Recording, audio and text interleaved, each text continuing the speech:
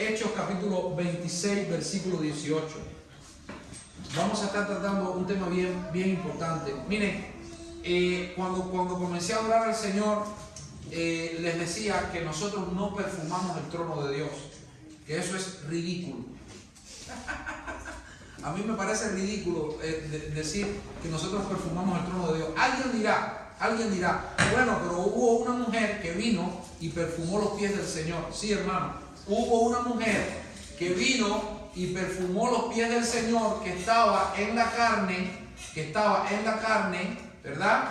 En carne, porque Jesucristo se hizo carne, y todo espíritu que no confiesa que Jesucristo vino en carne no es del Señor. Entonces Jesucristo vino en carne, los pies se le llenaban de polvo, ¿verdad? Se le llenaban de polvo, sudaba. El Señor Jesucristo tenía que ir pienso yo que no sé si había un baño en aquel momento, y tenía que hacer las necesidades fisiológicas como las hacemos nosotros, porque su cuerpo era de carne.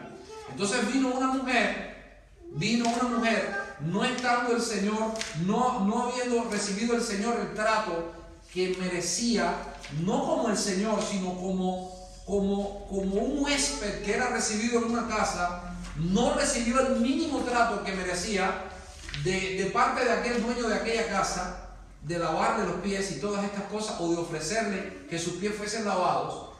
Y entonces lo que terminó pasando es que vino una mujer, tomó un frasco de alabastro, lo rompió, y teniendo un perfume muy caro, dice la Biblia que lavó sus pies con el perfume, bendito Dios, y los secó con el cabello. Pero eso no dice, hermanos, eso no dice que nosotros perfumemos el trono de Dios con alabanza. Y es un pensamiento muy popular que quizás me toque desterrarlo un poco. ¿Por qué razón, hermanos? La Biblia enseña en el libro de Apocalipsis que cuando los santos comienzan a adorar, es Dios que envía un ángel, dice la palabra de Dios, y toma del incenciario de oro que hay en la presencia de Dios y derrama incienso en la presencia de Dios. Dice el salmista: suba mi oración como el incienso y el don de mis manos como la ofrenda de la tarde. Sí, pero el incienso no es algo nuestro. Cuando usted va al Antiguo Testamento, el incienso era una fórmula que Dios dejó para que quemaran incienso en su presencia. Y esto es muy simbólico de la oración de los santos. Amén. Amén. Y la palabra del Señor dice que nosotros cómo pedir no sabemos, pero el Espíritu intercede por nosotros con gemidos indecibles. Quiere decir que la oración que nosotros elevamos a Dios no es una oración que nació de nosotros, sino que nació en nosotros por el Espíritu de Dios y sube a la presencia de Dios. Hay un principio en la Biblia y es este: que nada sube al cielo sino lo que desciende del cielo.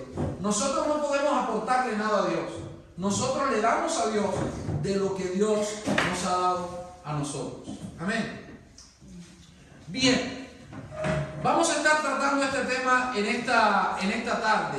Vamos a estar hablando acerca de ser librados de Satanás. Amén. Librados de Satanás. Bien, hermano, sabemos que traemos una serie de enseñanzas acerca de... ¿Están acá? Sabemos que traemos una enseñanza acerca de la verdadera guerra espiritual. Y estamos tratando de destronar, de derribar fortalezas. Lo que estamos haciendo cada mensaje, cada enseñanza es derribar una fortaleza.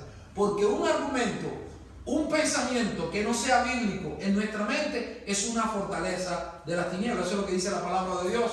Que las armas de nuestra milicia no son carnales, sino poderosas en Dios para la destrucción de fortalezas, derribando argumentos y toda altivez que se levanta contra el conocimiento de Dios. ¿Cómo vamos a derribar argumentos? Hermanos, por medio de la exposición de la palabra de Dios. Es la única forma que tenemos de derribar argumentos. Ahora, hablando de la única forma, tengo que decir, voy a ser categórico. Quiero ser categórico. Quiero que usted se lleve esto en su corazón. Le doy gracias a Dios por la iniciativa de los hermanos de grabar las enseñanzas. Todo lo que enseñamos en este lugar está siendo grabado. Todo está ahí. Bendito Dios, y le doy gracias a Dios. Bendito sea el Señor, porque todo está siendo grabado, incluso esto. Voy a ser muy categórico con lo que voy a decir ahora. Y espero en el nombre del Señor que Dios bendiga su palabra en nuestros corazones. La única forma, con U mayúscula, única forma como una persona puede ser librada del dominio de Satanás es por el nuevo nacimiento. La única forma como una persona, y esto lo hemos estado viendo las semanas atrás, la única forma como una persona puede ser librada del dominio de Satanás es por el nuevo nacimiento. Y el nuevo nacimiento es la obra del Espíritu Santo de Dios en el creyente por la palabra predicada. Dios ha querido salvar a los gentiles por la locura de la predicación. Y la Biblia dice, ¿cómo creerán si no hay quien les predica? Entonces, la fe viene por el oír, y el oír la palabra de Dios. Es por eso tan importante que cuando usted venga al servicio, usted quite toda su predisposición. Usted, por favor, quite de su mente todo lo que puede predisponerle para que la exposición de la palabra predicada produzca fe en su corazón. Porque la única forma como una persona puede ser librada del dominio de Satanás es por el nuevo nacimiento. Y el nuevo nacimiento es la obra del Espíritu Santo en el creyente por creer a la palabra predicada. En Hechos 28:18 dice, para que abra sus ojos, para que se conviertan de las tinieblas a la luz y de la potestad de Satanás a Dios, para que reciban por la fe que es en mi nombre perdón de pecados y herencia entre los santificados. Entonces, Hechos 26:18 dice que la única forma como podemos ser librados de la potestad de Satanás es que el Espíritu de Dios, por medio de la palabra predicada, abra nuestros ojos, los ojos de nuestro entendimiento, para que el pecador se convierta de las tinieblas a la luz y de la potestad de Satanás a Dios. Lo otro que yo quiero volver a enfatizar en esta semana, este jueves, hoy, hermanos, es que aunque nuestra lucha no es contra carne ni sangre, sino contra potestades, principados, gobernadores de las tinieblas, nosotros no tenemos absolutamente nada que ordenarle a las tinieblas y al reino de las tinieblas. El reino de las tinieblas tiene un príncipe y no es usted. El príncipe de la potestad del aire es Satanás. Tú no encuentras en ningún lugar, pasaje, suceso de la Escritura un cristiano ordenándole a Satanás absolutamente nada. La palabra del Señor dice que debemos someternos a Dios, resistid al diablo y huirá de vosotros. Entonces, la fórmula para que el enemigo huya de nosotros es someternos a la palabra de Dios, someternos a lo que Dios dice. Nosotros encontramos que Satanás se levantó con la autorización de Dios contra Job, y lo único que hizo Job fue que se tiró en tierra. Ni usted ni yo, ni ningún cristiano que yo conozca ha sido más gravemente tocado por Satanás que Job. Y lo único que hizo Job fue que se postró en tierra y adoró y dijo: Jehová Dios dio, Jehová quitó, sea el nombre de Jehová bendito. Encontramos otra escena en el Antiguo Testamento al sumo sacerdote Josué vestido con vestiduras viles delante de Dios. Era el sumo sacerdote, era un hombre de Dios y tenía vestiduras viles. Así que usted perdóneme si usted me ve a mí vestiduras viles, quiero recordarle, bendito Dios, que había un sumo sacerdote en el Antiguo Testamento que tenía vestiduras viles. ¿Y sabe qué sucedió? Que vino Satanás. Vino Satanás y la palabra del Señor dice que vino, dice la Biblia, que vino delante de Dios a acusar ¿a quién? Al sumo sacerdote, ¿sí o no? Dice la palabra de Dios que vino a acusarlo. Entonces nosotros encontramos en la Escritura al menos 3 cosas, quizás usted encuentre más y pudiera enriquecer también esta exposición. Pero nosotros encontramos 3 cosas que hace Satanás contra usted. Número 1, Satanás es el engañador. Entonces Satanás va a tratar de engañarlo. No sé si me estoy haciendo entender. Volvemos de nuevo a la forma de pensar. ¿Me estoy haciendo entender? En segundo lugar, Satanás es el acusador de los hermanos. Satanás no solamente le va a acusar delante de Dios, sino que le va a acusar en el tribunal de su conciencia. En el tribunal de su conciencia, hiriéndole con sentimientos de condenación. Por eso es que la Biblia dice: ahora pues ninguna condenación hay para los que están en Cristo Jesús.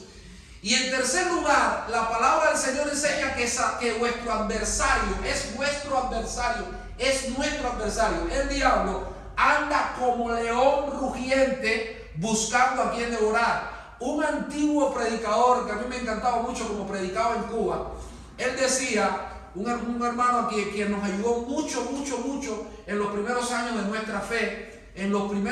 nuestra fe, bendito Dios, decía que Satanás anda como león rugiente, pero no es un león. El único león que nosotros encontramos en la Biblia, bendito Dios, a quien podemos temer, es al león de la tribu de Judá, es nuestro Señor Jesucristo. Pero él anda como león rugiente. Y nosotros encontramos en el libro de Apocalipsis que a Satanás lo único que va a querer devorar de tu vida es lo que hay de Dios en ti, la vida de Dios en ti. Encontramos a una mujer vestida del sol, con la luna debajo de sus pies. Esta mujer es la iglesia, y dice la Biblia que viene Satanás, ¿verdad que sí? Esta serpiente antigua, este dragón escarlata, dice la palabra, este dragón que encontramos en el libro de Apocalipsis, perdón, ahora no recuerdo bien el color, pero está visto como un dragón. Y dice la palabra del Señor que se para delante de la mujer, que es la iglesia. Tú y yo somos la iglesia, y la mujer gemía en la angustia del alumbramiento para dar a luz la vida de Cristo. Entonces yo quiero decirles algo a ustedes en el nombre del Señor. Si tú gimes porque, perdóneme, porque tu hermano esto o tu hermano aquello, o porque la iglesia esto o la iglesia aquello, y tú no gimes porque la vida del Señor Jesucristo se forme en ti, y porque en medio, hermanos, de todas las imperfecciones que vemos en el mundo y que vemos en la iglesia, el gemir de tu corazón no es porque Jesús sea formado en ti y tú puedas reaccionar y manifestarte con el corazón de Jesús, con la mente de Jesús, con la ternura de Jesús. Como decía Pablo estaba tratando problemas muy fuertes en la iglesia y decía: os ruego, hermano, por la ternura de Cristo, porque nos derrotamos a nosotros mismos si tratando de eliminar el pecado de la iglesia pecamos nosotros. Entonces, ¿cómo podemos vencer con el pecado? No con pecado. ¿Cómo podemos vencer el mal? No con el mal, sino con el bien. Y eso es lo que va a hacer tratar a Satanás de robar de tu vida, de la mía y de la vida de la iglesia. La vida de Cristo. Satanás va a tratar de devorar lo que hay de Dios en ti. Dice la palabra de Dios que la mujer clamaba, gemía en la angustia del alumbramiento para dar a luz la vida del hijo varón.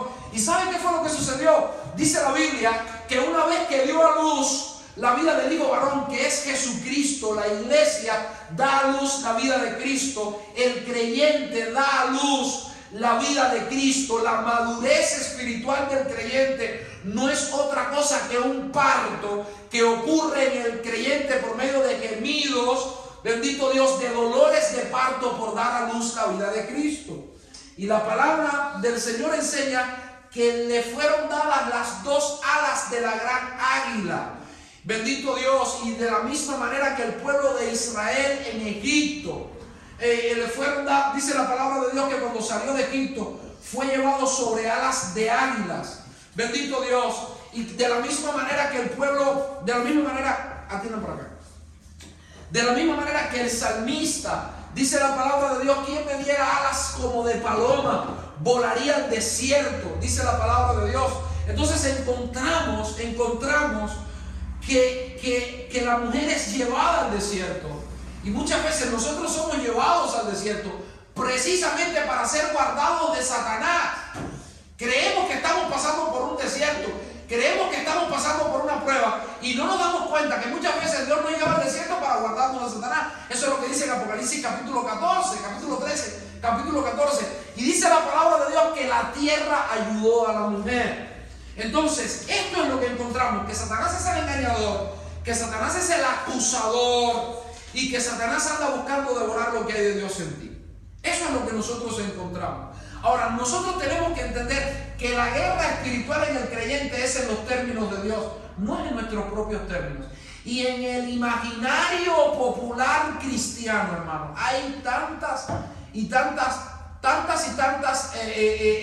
digamos, enseñanzas, prácticas, ideas preconcebidas, que sería bueno, hermano, que nosotros las dejásemos de lado. ¿Por qué? Porque la guerra espiritual es en los términos de Dios, no en nuestros propios términos.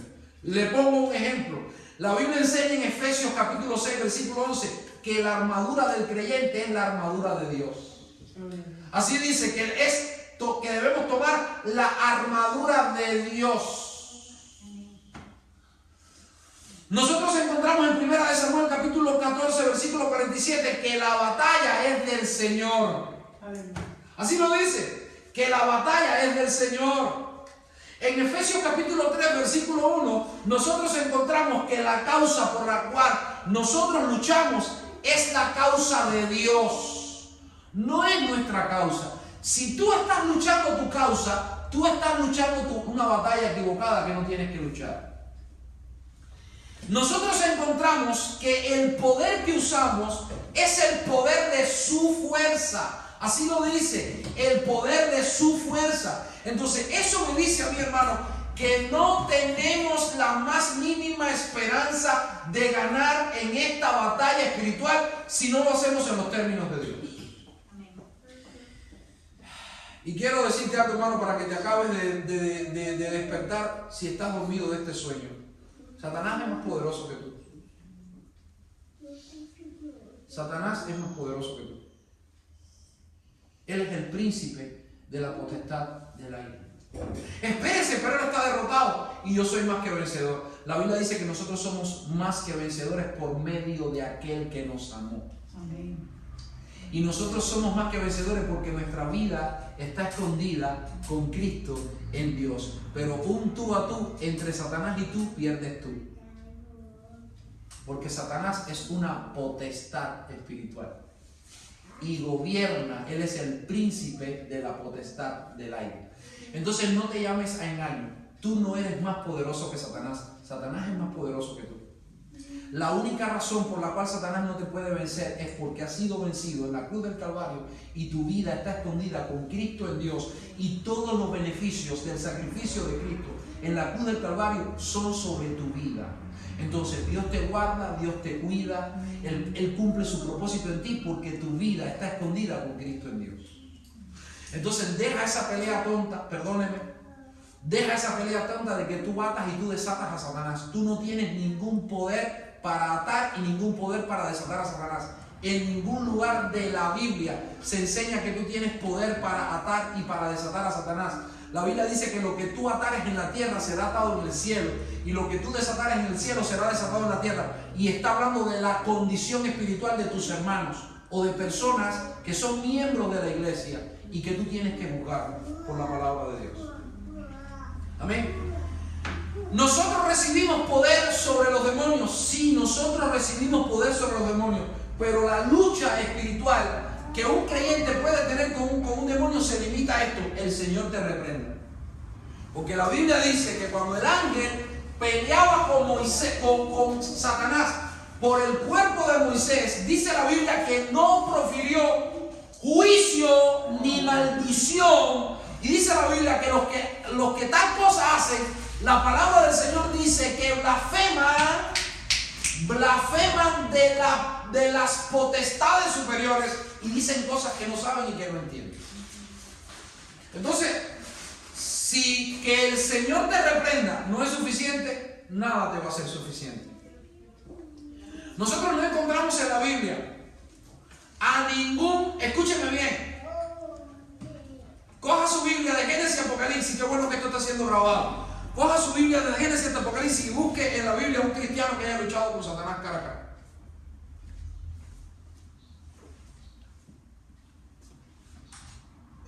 Job, ¿qué fue lo que hizo? Fue tocado por Satanás y oró a Dios. Los creyentes que fueron tocados por Satanás le oraron a Dios. Entonces nuestra lucha, aunque es contra las fuerzas de las tinieblas, es en oración delante de Dios. Amén.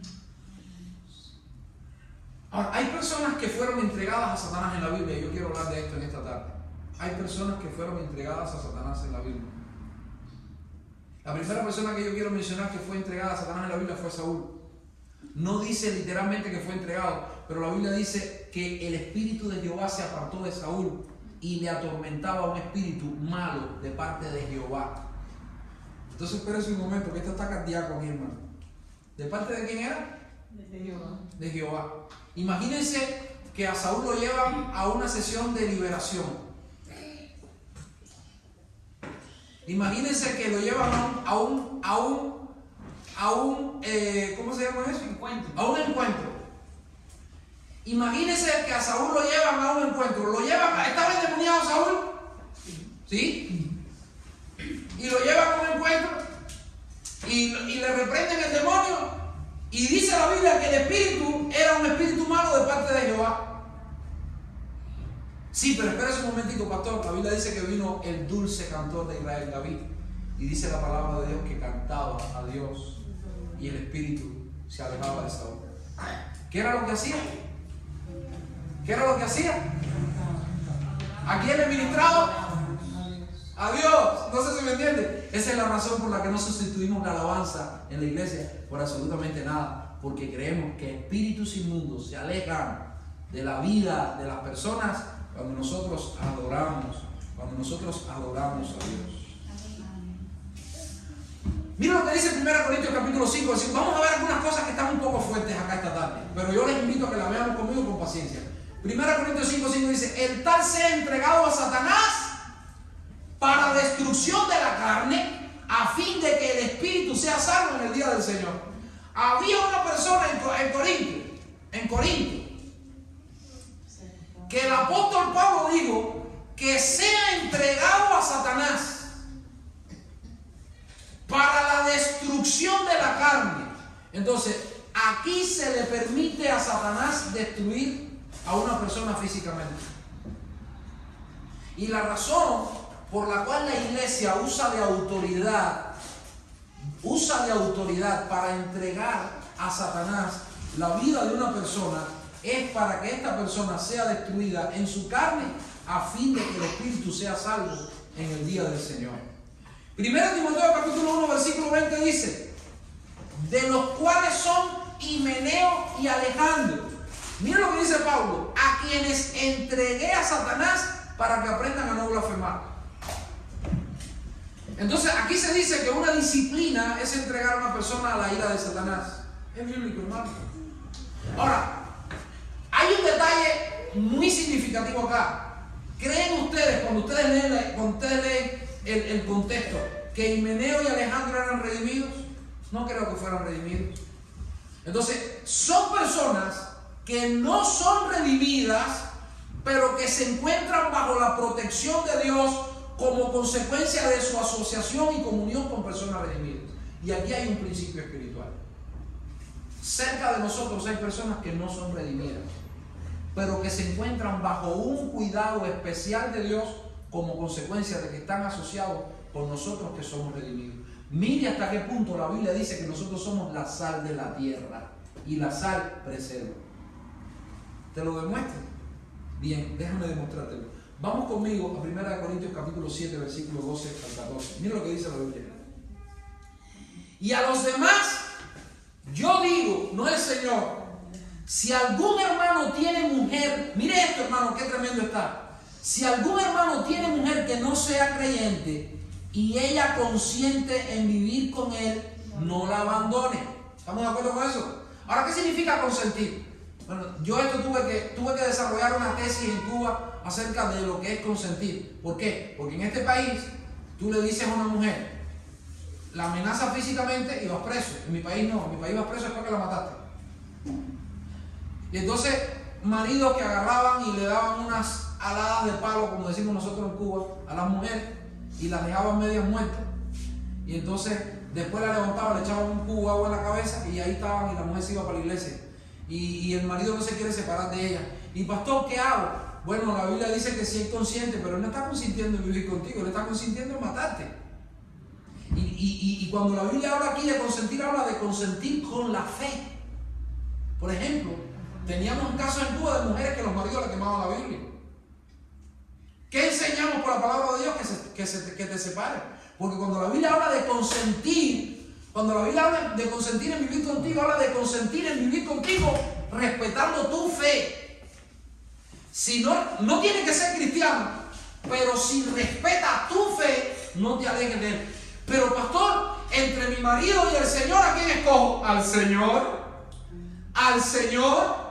Si tu marido, le decía yo en una ocasión a una en Cuba, te quema la Biblia, pues sepárate de él, porque él no está consintiendo con tu fe. Si tu marido todos los días te habla mal de la iglesia, te puedes separar de él porque él no está consintiendo con tu fe. Si tu marido todos los días blasfema a Dios en tu presencia, te puedes separar de él. Eso es lo que dice la palabra del Señor. La palabra consentir significa ponerse de acuerdo. Si ustedes no están de acuerdo si tú no estás de acuerdo, tu esposo que no es cristiano no está de acuerdo con tu fe y activamente,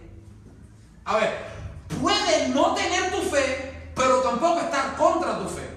Entonces, si hay un acuerdo, si hay un consentimiento de que este hombre viva contigo, respetando tu fe, porque la palabra del Señor dice que todo aquel que no aborrezca padre, madre, esposo, todas las cosas, por causa de mí no es digno de mí, no es apto para el reino de los cielos. Entonces, consentir significa que yo, como esposo inconverso, no creo lo que tú crees, pero respeto lo que tú crees. Entonces, voy a respetar tu fe, voy a respetar tus prácticas cristianas y voy a consentir contigo en que tú seas cristiana, aunque yo no lo sea. Ahí la Biblia dice, no te separes. Pero si tu marido es un burlador, un blasfemo de Dios, pero aún así quiere vivir contigo, la Biblia dice que te puede separar. Porque aquí no se trata de que él consienta en vivir contigo, no.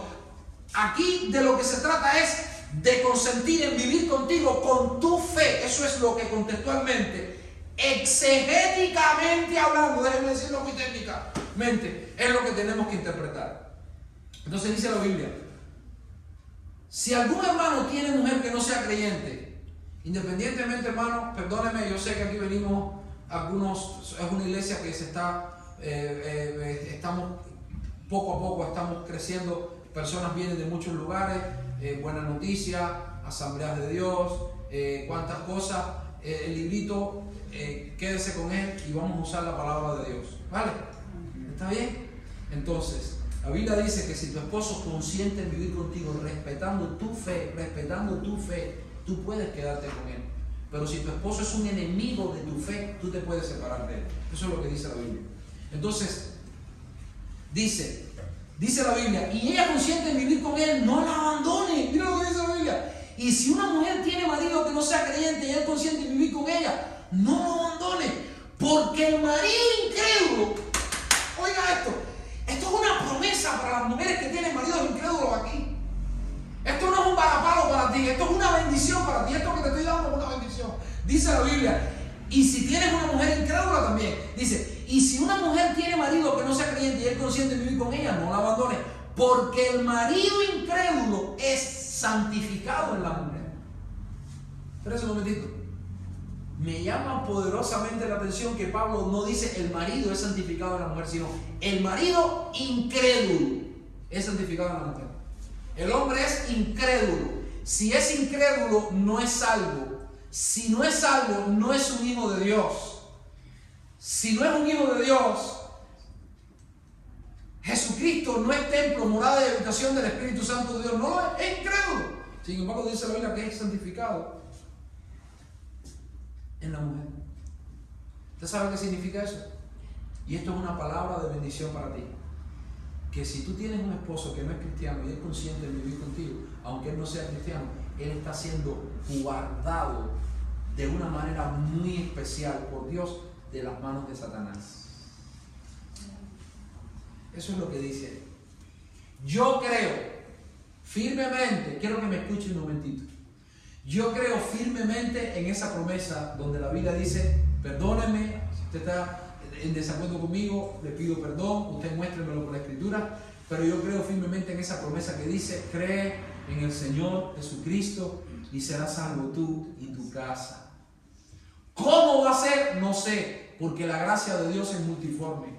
A lo mejor ahora tú tienes hijos que son impíos de marca mayor, pero la Biblia dice, bendito Dios, que ellos están siendo santificados en ti. Mira lo que dice la Biblia. Y la mujer incrédula en el marido, pues de otra manera vuestros hijos serían inmundos, mientras que ahora son santos. Y la palabra santo ahí significa apartado, separado. Tus hijos no le están sirviendo a Dios, pero están siendo, mire hermano, yo quiero decirle que esto es una bendición. Están siendo preservados por Dios de una manera especial, porque Dios no solamente preserva a los suyos, sino a los hijos de los suyos. Amén. No están sirviéndole a Dios, pero están siendo santificados en usted. No digo que ahora son salvos, pero están siendo preservados. Y yo creo que son preservados para el cumplimiento de las promesas que Dios les ha dado a usted. Porque la Biblia dice que todas las promesas de Dios son en el sí y en el amén. Todas las promesas de Dios son en el sí y en el amén. Me encanta Spurgeon por esto, porque Spurgeon, el postulado de Spurgeon es todas las promesas que están en la Biblia pueden ser para mí. Todas. Algunas son para Israel, es verdad. Algunas son históricamente para Israel. Pero es que la profecía bíblica tiene la virtud de fundirse en varios periodos de cumplimiento en la historia. Y tú encuentras que profecías que fueron literalmente para Israel, el creyente puede beber de esas profecías y puede beber de esas promesas, porque toda escritura es inspirada por Dios y útil para enseñar, para redarguir, para instruir al hombre de Dios a fin de que sea perfecto. Toda escritura me sirve. Amén. Ahora, después de haber dicho esto, creo firmemente a la luz de la palabra de Dios que si tú tienes un esposo que no es creyente, que si tú tienes una esposa que no es creyente y ella consiente, respeta tu fe, no cree lo que tú crees, es verdad, pero respeta tu fe. A lo mejor no te apoya. Ay, yo quisiera que mi marido me apoyara más. Está bien, no te apoya, pero está respetando tu fe. La Biblia dice que está siendo santificado en ti. Eso es lo que dice. Ahora, quitando eso, hermano, quitando eso, déjenme decirle que algunos santos, hombres de Dios, en la Biblia fueron entregados a Satanás. Tú puedes ser entregado a Satanás y yo también. Y si Dios quiere, escúcheme bien lo que le voy a decir, hermano. Y si Dios en su soberanía quiere entregarte a ti a Satanás o entregarme a mí a Satanás, no tenemos absolutamente nada que hacer, como no sea rendirnos a los planes de Dios en fe, sabiendo que todo lo que le acontece a los hijos de Dios obra para bien. Lo otro es mentira. Te lo demuestro por la Biblia. Entonces uno de los ancianos habló diciéndome: estos que están vestidos de ropa blanca ¿quiénes son y de dónde han venido? Yo le dije, Señor, tú lo sabes. Y él me dijo, estos son los que han salido de la gran tribulación y han lavado sus ropas y las han emblanquecido en la sangre del Cordero. Por esto están delante del trono de Dios y le sirven día y noche en su templo. Y el que está sentado sobre el trono extenderá su tabernáculo sobre ellos. Ya no tendrán hambre ni sed. Hay santos que experimentan hambre y experimentan sed. Esto destruye el llamado evangelio de la prosperidad. Dice, y el sol no caerá más sobre ellos, ni calor alguno, porque el Cordero que está en medio del trono les pastoreará y les guiará fuentes de agua de vida. Y Dios enjugará toda lágrima de los ojos de ellos. Hay santos que tienen que llorar, hay santos que tienen que llorar. Mira lo que dice la Biblia, cuando abrió el quinto sello y vi bajo el altar las almas de los que habían sido muertos por causa de la palabra de Dios. Eso es casi un eufemismo. Quiero que me mire un momentito. A mí no es un eufemismo. Yo sé que no lo es. Un eufemismo es una figura del lenguaje por la cual el escritor trata de decir una cosa que puede resultar desagradable de la forma más elegante posible. Por ejemplo, un eufemismo es una forma como las versiones castellanas de nuestros días traducen la palabra doulos en griego, que es esclavo, entonces se traduce siervo. Por ejemplo, cuando Pablo dice Pablo, siervo de Jesucristo, eso es un eufemismo. En realidad, la palabra doulo no es siervo, es esclavo. Lo que pasa es que en la historia, pasando el ser humano por tantos periodos de esclavitud tan cruenta y tan terrible, en momentos de la historia, traducir en una Biblia la palabra esclavo iba a resultar altamente altisonante. Iba a resultar en extremo, vamos a decirlo así, controversial. Pero doulos significa esclavo, no siervo. Entonces, me parece a mí, que sé que no lo es, pero es casi un eufemismo. ¿Por qué razón? Dice la Biblia, de los que habían sido, cuando abrió el quinto sello, vi bajo el altar las almas de los que habían sido muertos por causa de la palabra de Dios. Habían sido muertos por causa de la palabra de Dios. Esto suena hasta heroico, pero diciendo la verdad, fueron quemados en aceite. Diciendo la verdad, los tiraban en el Coliseo romano y los leones se los devoraban vivos, le arrancaban sus órganos, sus manos, sus pies, su cabeza. Los niños, las madres con niños pequeños eran tirados en el Coliseo romano a que las fieras se las comieran. Las atravesaban con espadas, a los hombres los tomaban y los partían por la mitad, le amarraban las manos de un caballo y los pies de otro caballo y los partían a la mitad. Los crímenes y las formas más horribles de morir las sufrieron los cristianos, los hijos de Dios. Fueron entregados a la ira de Satanás.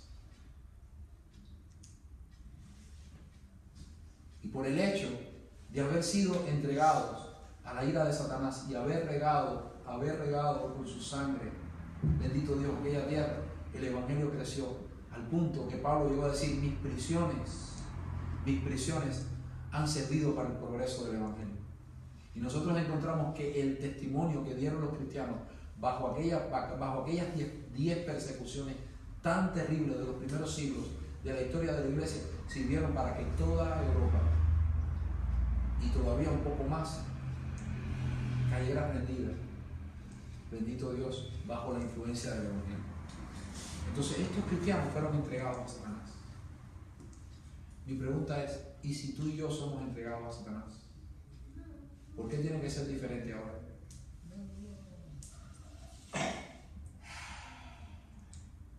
¿Cuál es el llamado?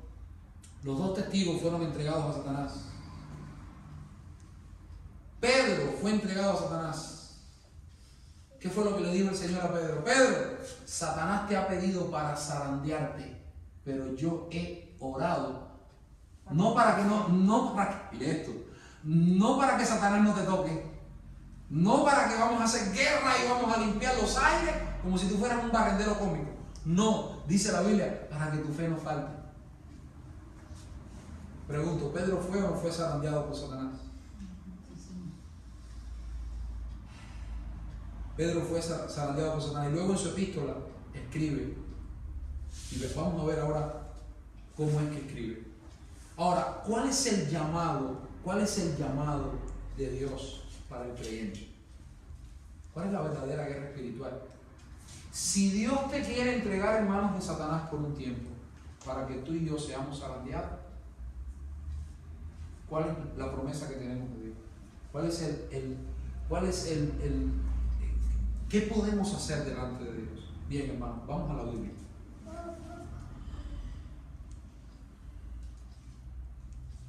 Miren lo que dice la palabra de Dios en 1 Corintios capítulo 15, versículo 58. Así que, hermanos míos amados, estad firmes y constantes, creciendo en la obra del Señor siempre, sabiendo que vuestro trabajo en el Señor no es en vano. ¿Cuál es la solución? Estad firmes y constantes, creciendo, dice la palabra de Dios, en la obra del Señor. Amén. ¿Cómo podemos vencer? Estad firmes y constantes, creciendo en la obra del Señor. 1 Corintios capítulo 16, versículo 13. Velad. Estad firmes en la fe. ¿En qué fe?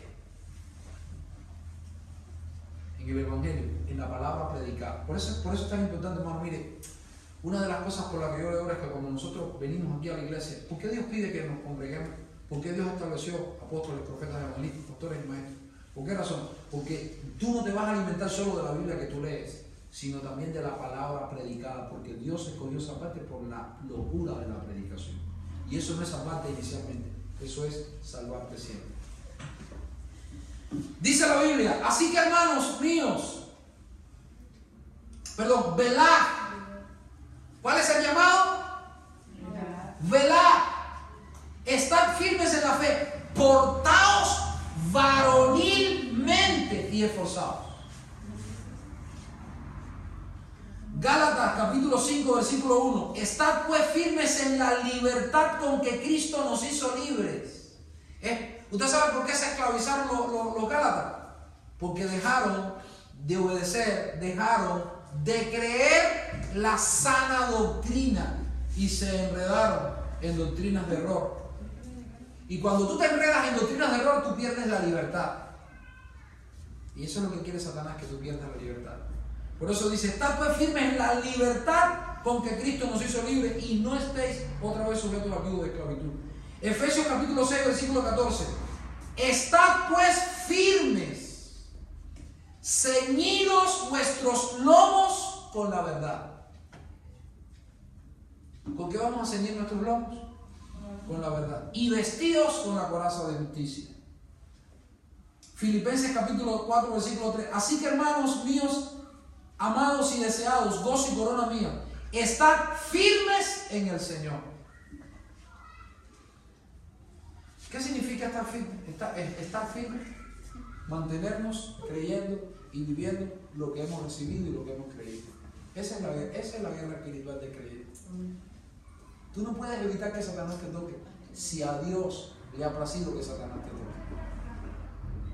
Lo único que tú puedes hacer es no quejarte, venir a la casa de Dios y adorar, y después de haber perdido a tus hijos, después de haber perdido tu hacienda, después de haber perdido tu salud, después de haber perdido todo lo que tienes, postrarte y decir, Jehová dio y Jehová quitó, sea el nombre de Jehová bendito. Y en esa declaración fue que Job fue más que vencedor.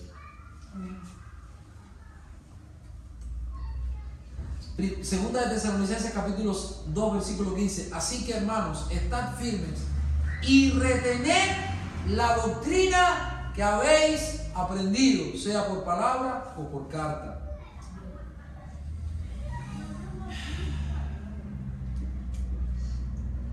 Quiero terminar acá, bendito Dios, y tener quizás una o dos consideraciones a modo de aplicación que nosotros podemos extraer de lo que hemos aprendido. El enfoque del creyente nunca debe ser, ¿qué podemos extraer como enseñanza de esto? Como aplicación práctica de esto. Es que el enfoque del creyente nunca debe ser las tinieblas, siempre debe ser Dios. Amén. Las tinieblas te van a tocar, te pueden tocar. Probablemente lo hagan en muchos periodos de tu vida cristiana, porque la Biblia dice que no, escuche bien, hermano, escuche bien, La Biblia dice que no reposará la vara de la impiedad de sobre la heredad de los justos. Dice la palabra de Dios, para que no se olviden de mí. Entonces, para que tú y yo no nos olvidemos de Dios, Dios va a permitir que en periodos señalados, que Dios va a señalar en su soberanía y en su providencia, la vara de la impiedad te toque y tengas que sufrir los embates de Satanás. Pero tú no vas a solucionar eso con ir a un encuentro, no vas a solucionar eso con poner a hacer. Y estoy diciendo esto, pero no es que lo practiquemos aquí, nosotros no lo practicamos, gracias a Dios. Pero no vas a hacer eso, digamos, con hacer un ayuno para reprender a Satanás. No, tú no vas a. Nosotros no ayunamos para reprender a Satanás, nosotros ayunamos como un acto de adoración a Dios. El ayuno es un acto de adoración a Dios. La Biblia dice, he escuchado personas que dicen, no, voy a diezmar para sacar al devorador de mi casa, porque dice Malaquías que si diezmas, el devorador no va a venir. Bien, tú no usas el dinero como una arma espiritual, como un arma contra Satanás, porque las armas de nuestra milicia no son carnales. Nosotros, cuando hacemos eso, lo hacemos como un acto de adoración a Dios, no para echar fuera al devorador de la casa, aunque como consecuencia de ese acto de adoración a Dios, la Biblia dice que es echado fuera el devorador de la casa. O sea, lo que estoy tratando de decir es que el enfoque del creyente es Dios. El enfoque del creyente es Dios.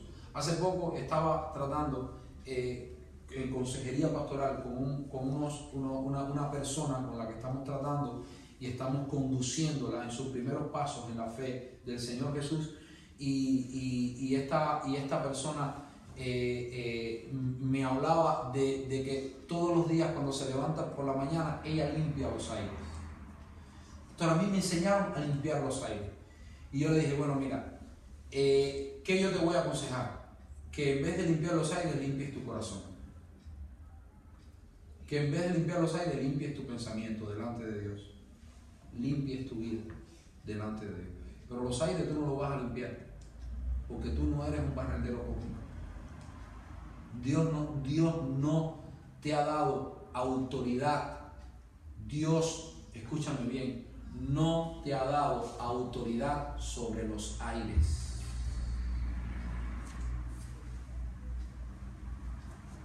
Yo sé que esto suena un poco fuerte, pero los aires, como dice ahí, son un reino que tienen un príncipe y es Satanás. Y Satanás no se somete a ti, se somete a Dios. Y lo que hace Satanás es huir de ti cuando tú te sometes a Dios. Amén. Entonces, perdónenme, hermano, pero yo creo que es muy importante que nosotros dejemos estos términos claros. Habrá momentos en tu vida en que Dios permitirá que las tinieblas te toquen. Ahora, ¿cuál es la promesa? ¿Cuál es la promesa? La promesa es que el que comenzó en nosotros la buena obra, la perfeccionará hasta el día de Jesucristo. Habrá momentos en tu vida en que Dios permitirá que Satanás zarandee tu fe.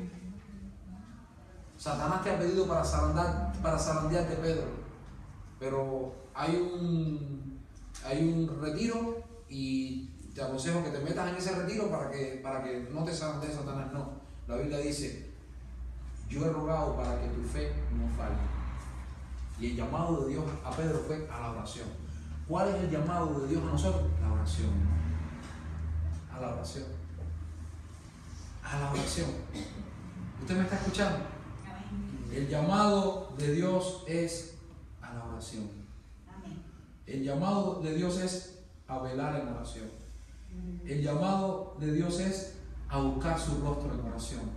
El llamado de Dios es a rendirnos a Dios en oración. El llamado de Dios es a someternos a Dios en oración. Padre, te doy gracias porque tú eres el Rey soberano. Estoy siendo muy enfático cuando digo que yo no tengo potestad sobre los aires. No lo tengo, no la tengo. pero tú sí la tienes. Y mi vida está escondida contigo, con Jesucristo en ti, Señor. Y tú eres el Señor de mi camino.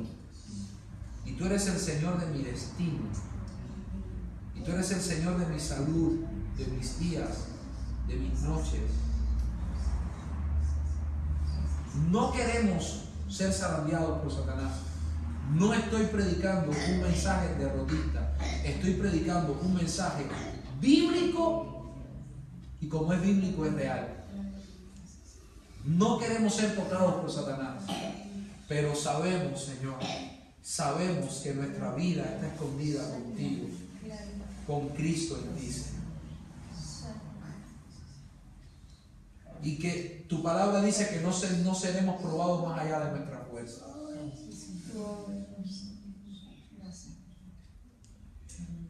Y que tu palabra dice que aunque recibamos un aguijón, un mensajero de Satanás que nos abofetee. Pablo, el gran apóstol de los gentiles, cada cierto tiempo venía un mensajero de Satanás y le daba bofetadas en la cara. Eso es lo que dice tu palabra. Dice que venía un espíritu inmundo y lo abofeteaba. Quizás por medio de alguna prueba. Algunos piensan que en su cuerpo, otros piensan que era una prueba espiritual. Lo cierto es, Señor, que tu respuesta fue: bástate mi gracia. Bástate mi gracia, porque mi poder se perfecciona en tu debilidad. Gracias, Señor. Gracias, gracias, Dios, gracias. Gracias por tu gracia, Señor. Gracias, gracias. Gracias porque Satanás puede tocarnos si tú se lo permites, pero no puede, Señor, frustrar los planes eternos de tu elección incondicional sobre nuestras vidas. Porque a los que antes conoció, a estos predestinó, y a los que predestinó llamó, y a los que llamó justificó, y a los que justificó glorificó. Te damos gracias, gracias, gracias, porque si no nos dejaste antes, ahora no nos vas a dejar, Señor. Tú no nos vas a dejar ahora, Dios. Tú no nos vas a dejar ahora, Dios. No nos vas a dejar ahora. Y confesamos tu fidelidad, y confesamos tu grandeza, y confesamos la sabiduría de tus propósitos, la inmutabilidad de tu consejo, Señor. Muchas gracias, porque aunque venían aves de rapiña y se tiraban sobre el sacrificio de Abraham, Señor, en esa oscuridad tú le hablaste y le mostraste la escena de un pacto eterno. Por eso tu palabra dice que Abraham se gozó de que había de ver su día, tu día, y lo vio y se gozó. Muchas gracias, Señor. Muchas gracias, Dios, porque tú nos has hecho pasar bajo la vara. Señor, algunos de nosotros hemos estado últimamente bajo tu vara de pastor. Hemos recibido el amor de tu vara y los golpes de tu vara. Pero tu palabra dice, Señor, que tú nos harás pasar bajo la vara y nos introducirás en los vínculos del pacto. Gracias, Dios, muchas gracias. Amén y amén.